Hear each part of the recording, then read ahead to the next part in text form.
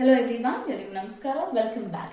ಇವತ್ತಿನ ವಿಡಿಯೋದಲ್ಲಿ we are going to learn about the standardized death rates. So standardized death rates is one of the problem for 10 marks from your second PUC statistics chapter 1, that is vital statistics. Okay, so 10 marks ಗೆ question paper ಅಲ್ಲಿ ಪ್ರತಿ ಬಾರಿಯೂ ಕೇಳುವಂತಹ ಒಂದು important question is standardized death rates. Now very simple problem, formulas ಕೂಡ ಏನು ಕಷ್ಟ ಇಲ್ಲ, ಇದರಲ್ಲಿ ತುಂಬಾ ಸಿಂಪಲ್ ಆಗಿದೆ ಪ್ರಾಬ್ಲಮ್. ಬಟ್ ಏನು ಅಂತ ಹೇಳಿದ್ರೆ there are three methods. Okay, ಮೂರು ಪ್ರಕಾರದ questions ಅಂತ ಹೇಳ್ಬೋದು. there are three types of questions that can be asked with regard to standardized death rate. So ಈ ಮೂರು ಟೈಪಿನ ಕ್ವೆಶನ್ಸ್ ಅನ್ನು ಯಾವ ರೀತಿ ಸಾಲ್ವ್ ಮಾಡೋದು ಅಂತ ನಿಮಗೆ ಗೊತ್ತಾದ್ರೆ 100% ನೀವು 10 ಮಾರ್ಕ್ಸ್ ಅನ್ನ ಸ್ಕೋರ್ ಮಾಡಬಹುದು. ಓಕೆನಾ? So directly we are starting with the problems. I told you there are three types of questions. So ಯಾವ್ದೆಲ್ಲ three types of questions ಅಂತ ಹೇಳಿದ್ರೆ, see number 1, when deaths, that is number of deaths, population and standard population are given. So question inalli number of deaths, death rates ಅಲ್ಲ, number of deaths, population ಮತ್ತು standard population ಅನ್ನ ಕೊಟ್ಟಾಗ ಯಾವ ರೀತಿ problem ಅನ್ನ solve ಮಾಡಬೇಕು. Second one is when death rates, okay, this is not the number of deaths, this is the death rate. Death rate ಅಂತ ಹೇಳಿದ್ರೆ ಡೆತ್ ಪರ್ 1000, ಪ್ರತಿ 1000 ಜನಕ್ಕೆ ಎಷ್ಟು ಜನರು ಸಾಯ್ತಾ ಇದ್ದಾರೆ ಅಂತ. So that is death per 1000 are death rates. And standard population is given. So death rate ಮತ್ತು ಸ್ಟ್ಯಾಂಡರ್ಡ್ ಪಾಪ್ಯುಲೇಷನ್ ಅನ್ನ ಮಾತ್ರ ಕೊಟ್ಟಾಗ ಯಾವ ರೀತಿ ಕ್ಯಾಲ್ಕುಲೇಷನ್ ಮಾಡಬೇಕು. Third case is when standard population is not given in the question. So ಬರೇ deaths ಮತ್ತು population ಅನ್ನ ಕೊಟ್ಟಿರ್ತಾರೆ, ಸ್ಟ್ಯಾಂಡರ್ಡ್ ಪಾಪ್ಯುಲೇಷನ್ ಅನ್ನ ಕೊಡದೇ ಇದ್ದಾಗ ಯಾವ ರೀತಿ ಸಾಲ್ವ್ ಮಾಡಬೇಕು. ಸೊ ಈ ಮೂರು ಪ್ರಕಾರಗಳನ್ನ ನೀವು ನೀಟಾಗಿ ಕಲ್ತ್ಕೊಂಡ್ರೆ definitely 10 marks you can score. So alright, we are starting with the first case, that is when the deaths is given, standard population is given and population is given.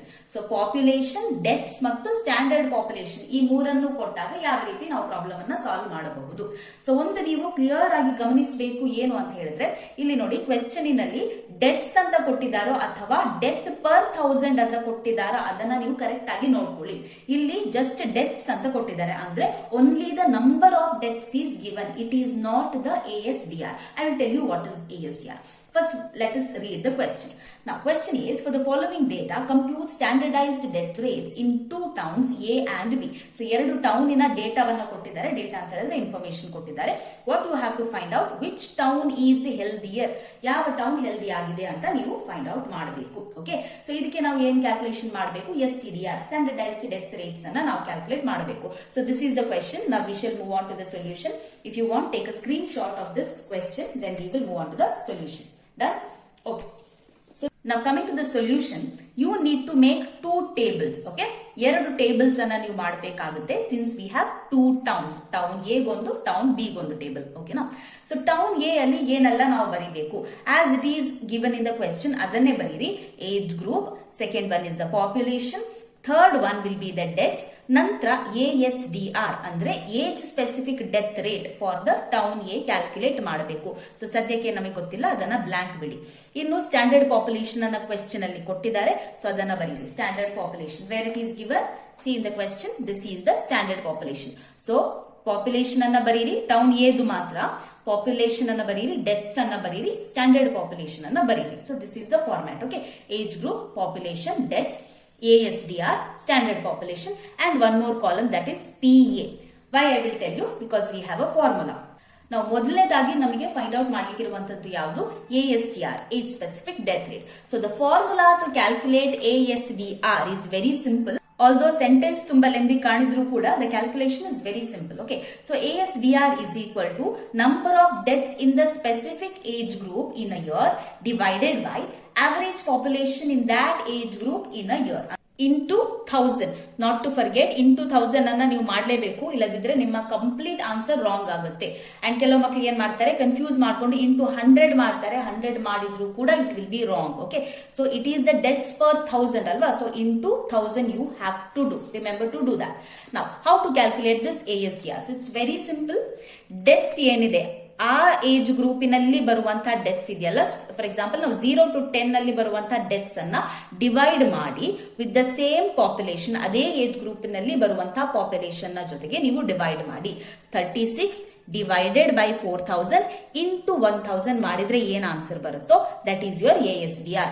ಅರ್ಥ ಆಯ್ತಾ? Then second one ಕೂಡ ಅದೇ ರೀತಿ 10 to 25 age ಗ್ರೂಪಿಗೆ ಯಾವ ರೀತಿ calculate ಮಾಡ್ತೀರಾ, deaths divided by population into 1000, 48 divided by 12,000 into 1,000. Write the answer here. ಅದೇ ರೀತಿ for 25 to 60 it is 60 divided by 6,000 into 1,000. Write the answer here. Next, last one. 60 and above ಗೆ ಯಾವ ರೀತಿ ಬರೀತೀರಾ, 152 that is the death divided by population 8,000 into 1,000. Write the answer here. Now for the first one, ASDR of 0 to 10 age, 36 divided by 4,000 into 1,000. 3 zeros cancel, 4 ones are 4 nines. So your answer is 9. You can use your calculators too. ಇದೇ ರೀತಿ ಎಲ್ಲದಕ್ಕೂ ಕೂಡ ನೀವು calculation ಅನ್ನ ಮಾಡ್ತಾ ಹೋಗಿ. So we'll write the STDR here. How much we got? It was 9. Again, now with the same method, I have filled the other values. ಬೇರೆ values ಗಳನ್ನ ಕೂಡ ಅದೇ ಫಾರ್ಮುಲಾ ಹಾಕಿ ನಾನು ಫಿಲ್ ಮಾಡಿದ್ದೇನೆ. Now one more question is that ಕೆಲವರು students ಕೇಳ್ತಾರೆ, ma'am ASDR ಫಾರ್ಮುಲಾವನ್ನ ಬರೀಬೇಕಾ? Whether marks is given for writing this formula also ಅಂತ. So yes, you have to write this formula. ಇದಕ್ಕೆ ಕೂಡ marks ಇದೆ. So yes, you have to write the formulas. Formula ಬರ್ದು calculation ಅನ್ನ ಕೂಡ you have to show here. ಎಲ್ಲಾ calculation ಅನ್ನ ತೋರಿಸಬೇಕಂತ ಇಲ್ಲ, ಬಟ್ ಅಟ್ ಲೀಸ್ಟ್ ಒಂದು ಕ್ಯಾಲ್ಕುಲೇಷನ್ ಅನ್ನ ನೀವು ಮಾಡಿ. Rest you can do it by yourself. Okay, directly ಅದನ್ನ ವರ್ಕ್ಔಟ್ ಮಾಡಬಹುದು, ಬಟ್ ಒಂದು ಕ್ಯಾಲ್ಕುಲೇಷನ್ ಅನ್ನಾದ್ರೂ ನೀವು ಬರೀರಿ. But if there is time, then I would suggest that do all the calculation, show all the calculations as a working note. Okay, so we have finished with the ASDR. We filled this column which was empty. ಇನ್ನು ಎಂಟಿ ಇರುವ column ಯಾವುದು ಅಂತ ಹೇಳಿದ್ರೆ last column, that is PA. Okay, so what is A here? A here is the ASDR. ಈಗಷ್ಟೇ calculate ಮಾಡಿದ್ವಲ್ವಾ, that is A. Then what is P? P is the standard population given in the question. ಅದನ್ನ ನಾವು ಬರೆದಿದ್ದೇವೆ. PA, how to calculate PA? PA ಅಂತ ಹೇಳಿದ್ರೆ P into A. Okay, so that is ASDR multiplied with the standard population. ಈ ಎರಡು column ಅನ್ನ ನೀವು multiplication ಮಾಡಬೇಕು. That is 9 into 2,000 18,000, 4 into 3,000 12,000, 10 into 6,000 16,000, like that. Okay, right. So ಈ ಎರಡು column ಅನ್ನ ಮಲ್ಟಿಪ್ಲೈ ಮಾಡಿ ನಾನು ಬರ್ದಿದ್ದೇನೆ. Now what we have to do is find out the totals of the last two columns. ಕೊನೆಯ ಎರಡು ಕಾಲಮ್ ನ ಟೋಟಲ್ ಅನ್ನ ಮಾಡಬೇಕು. This is the next step. So sigma P, sigma ಅಂತ ಹೇಳಿದ್ರೆ ಟೋಟಲ್ ಅಂತ. ಓಕೆ, ಸೊ ಎಲ್ಲವನ್ನ ಆಡ್ ಮಾಡಿದಾಗ ನಮಗೆ ಸಿಗ್ಮಾ P ಸಿಗುತ್ತೆ. Go on adding 2,000 plus 3,000 5, 5 plus 6 11, 11 plus 4 15, ಕರೆಕ್ಟಾ? So 15,000 is the total. Similarly, PA, sigma PA column ಅನ್ನ ಕೂಡ ಆಡ್ ಮಾಡಿ. 18,000, 12,000, 60,000 plus 76,000. So the answer will be 1,66,000.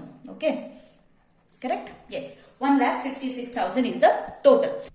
So first table ನಾವು ಕಂಪ್ಲೀಟ್ ಮಾಡಿದ್ದೇವೆ, that was for the town ಗೆ. ಅದೇ ರೀತಿ town B ಗೆ ಕೂಡ ನೀವು ಕ್ಯಾಲ್ಕುಲೇಷನ್ ಅನ್ನ ಮಾಡಿ. C, age group, population, deaths, ASDR of B, standard population is the same standard population. ನೋಡಿ ಇಲ್ಲಿ ಯಾವ ರೀತಿ ಬರ್ದಿದ್ದೇವೆ, ಅದೇ ಸ್ಟ್ಯಾಂಡರ್ಡ್ ಪಾಪ್ಯುಲೇಷನ್ ಅನ್ನ ನಾವು ಇಲ್ಲಿ ಕೂಡ ಬರ್ದಿದ್ದೇವೆ. Then PB. Okay, here it was A and PA, here it is B and PB. Clear? So ಇಲ್ಲಿ ಬರ್ದಿರುವ ವ್ಯಾಲ್ಯೂಸ್ ಗಳು, ಡೆತ್ಸ್ ಅಂಡ್ ಪಾಪ್ಯುಲೇಷನ್ ವ್ಯಾಲ್ಯೂಸ್ ಗಳು, these are for the locality are the town B. So question ಅಲ್ಲಿ ಕೊಟ್ಟಿದ್ದಾರೆ ನೋಡಿ, question ಅಲ್ಲಿ town B ಗೆ ಕೊಟ್ಟಿರುವಂತಹ values ಅನ್ನ ನೀವೀಗ ಬರೀಬೇಕು, these values. Clear? So we have return those values. ASDR ಅನ್ನ ಯಾವ ರೀತಿ ಕ್ಯಾಲ್ಕುಲೇಟ್ ಮಾಡ್ತೇವೆ, deaths divided by population into 1,000. So 30 divided by 3,000 into 1,000 is how much? 10. Then 100 divided by 20,000 into 1,000 is how much? 5. Then 48 divided by 4,000 into 1,000 is how much? It is 12. Then 60 divided by 3,000 into 1,000 comes up to 20. Fine. After this what we have to do? We have to calculate PB. PB ಅಂತ ಹೇಳಿದ್ರೆ P into B. ಈ column ಮತ್ತು ಈ column ಅನ್ನ multiplication ಮಾಡಬೇಕು. 10 into 2,000, 5 into 3,000, 12 into 6,000, 20 into 4,000.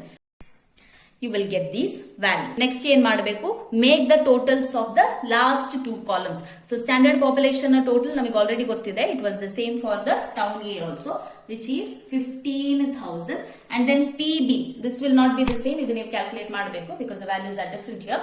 20,000 plus 15,000 plus 72,000 plus 8,000 is 1,87,000. So 1,87,000. Now what is our main question? Main question is to find out the STDR, standardized death rate.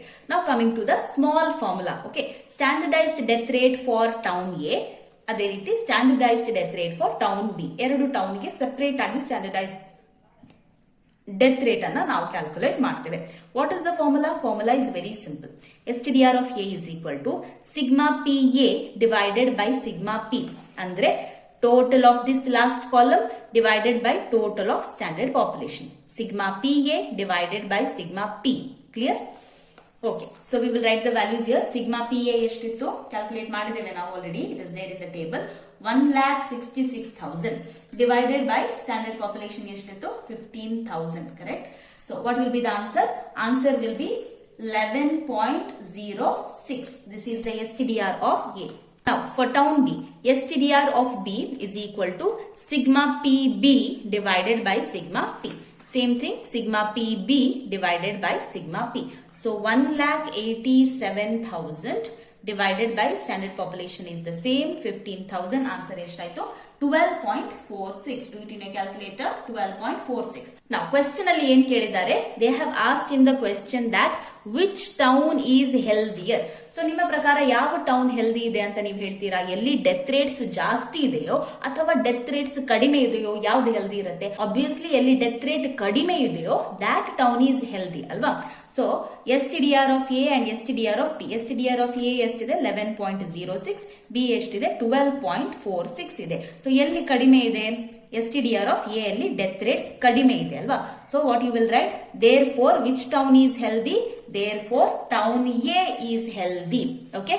Why town A is healthy? ಇಲ್ಲಿ death rate ಕಡಿಮೆ ಇದೆ. Okay? So that is why therefore town A is healthier. So ಈ statement ಅನ್ನ ನೀವು ಬರೀಬೇಕು. This carries 1 marks.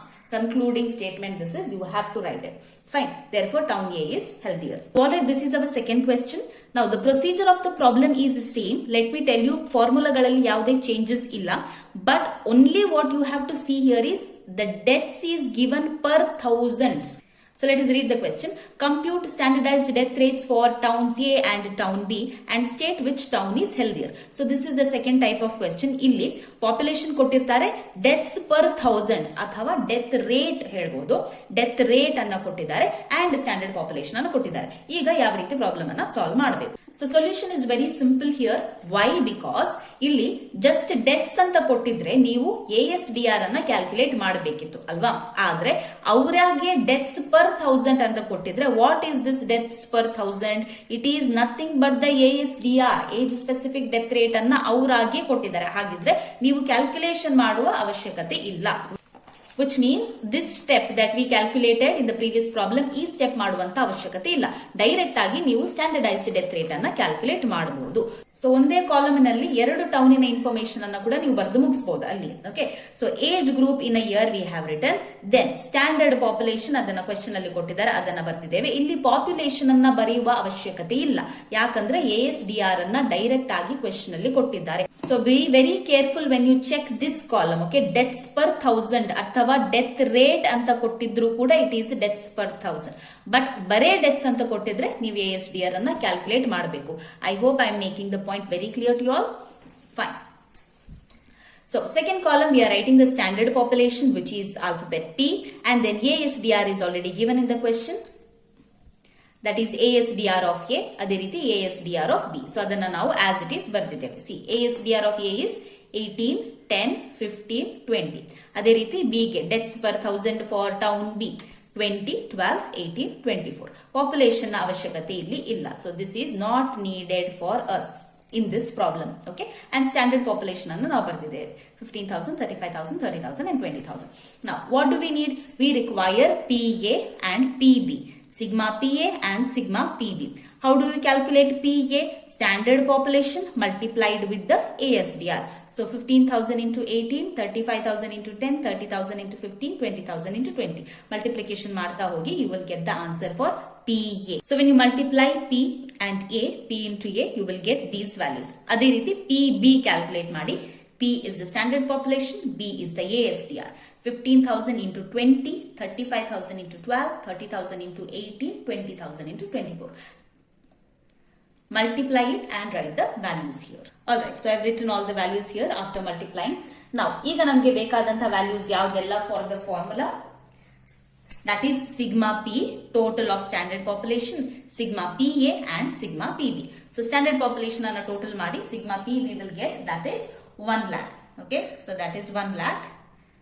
Then sigma PA will be 14,70,000.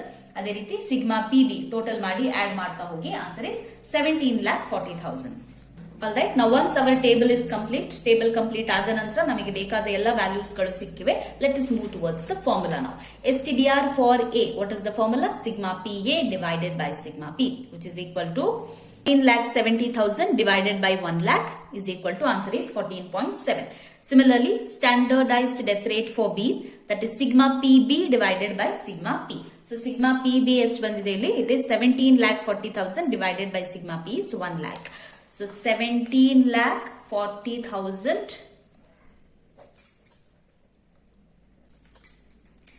divided by 1 lakh and the answer is 17.4.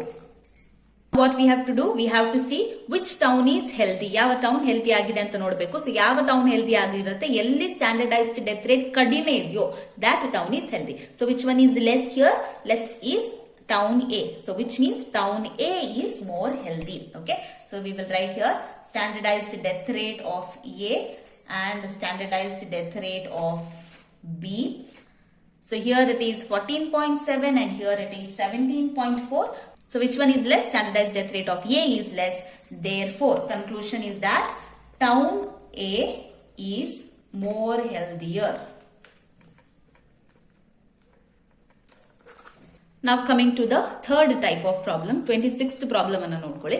So this is our third case. Okay.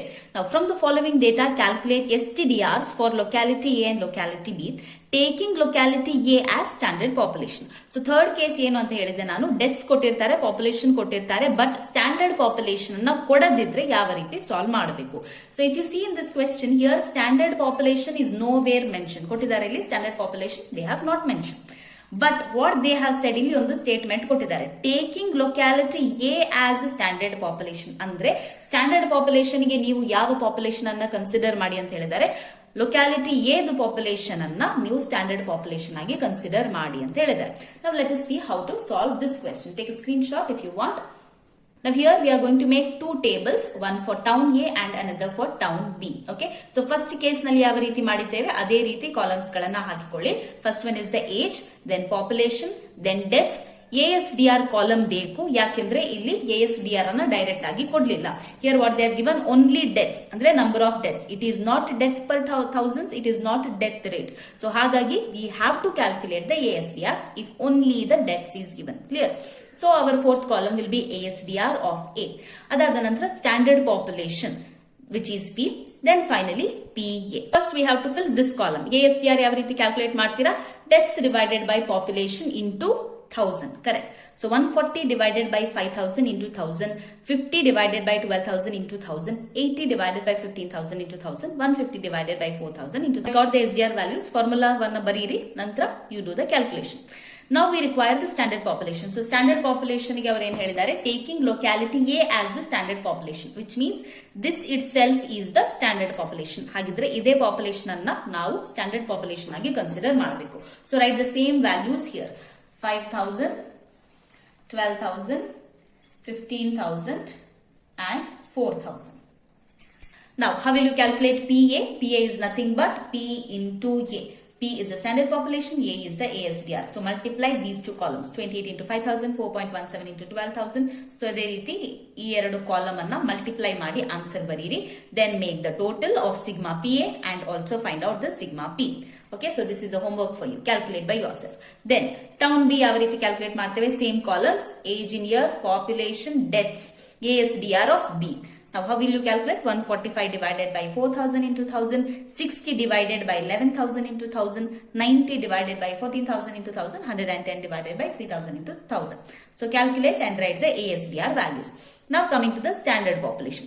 Standard population ಇಲ್ಲಿ ಯಾವ population ಅನ್ನ ಬರೀತೀರಾ? See, most of the time students ಈ type of question ಅಲ್ಲಿ ಏನ್ mistake ಮಾಡ್ತಾರೆ ಅಂತ ಹೇಳಿದ್ರೆ, so town A ಗೆ ನಾವು ಸೇಮ್ ಪಾಪ್ಯುಲೇಷನ್ ಅನ್ನ ಬರೆದಿದ್ದೇವೆ, ಸೊ ಅದಕ್ಕೆ ನಾವು ಟೌನ್ ಬಿ ಗೆ ಕೂಡ ಇದೇ ಪಾಪ್ಯುಲೇಷನ್ ಅನ್ನ ಬರೀತೇವೆ ಅಂತ ಮಾಡ್ತಾರೆ. So if you do that your answer is going to be wrong. Because in the question it is very clearly mentioned town A population ಅನ್ನ ಸ್ಟ್ಯಾಂಡರ್ಡ್ ಪಾಪ್ಯುಲೇಷನ್ ಆಗಿ ಕನ್ಸಿಡರ್ ಮಾಡಿ ಅಂತ. ಸೊ ಇಲ್ಲಿ ಸ್ಟ್ಯಾಂಡರ್ಡ್ ಪಾಪ್ಯುಲೇಷನ್ ಗೆ ನಾವು ಯಾವ್ದನ್ನ ಬರೀಬೇಕು? Population of town A. Okay, so standard population ಅನ್ನ ನೀವು ಚೇಂಜ್ ಮಾಡೋ ಹಾಗಿಲ್ಲ. That is going to be the same for both the towns. Okay, so ಇಲ್ಲಿ ಕೂಡ ಸೇಮ್ ಪಾಪ್ಯುಲೇಷನ್ ಅನ್ನ ಬರೀರಿ. That is 5,000, 12,000. Calculate STDR of town A and STDR of town B. Then find out which is healthier. Okay, so that is a homework for you all. I can give you the answer if you want. STDR of A you should get 11.67 and STDR of B you should get 13.61. Okay, ಈ answer ನಿಮಗೆ ಸಿಗಬೇಕು. So fill up the columns and find out the STR. So this is a small homework for you. Okay? So that was all about the standardized death rate and the 3 types of problems. So ಈ 3 ಕೇಸ್ಗಳನ್ನ ಕೂಡ ನಾನು explain ಮಾಡಿದ್ದೇನೆ ಯಾವ ರೀತಿ solve ಮಾಡಬೇಕು with the formulas. If you find the content useful, please do subscribe to my channel CMAS Academy. Also do like, share and comment. See you in the next video. Till then, take care. Bye. Namaste.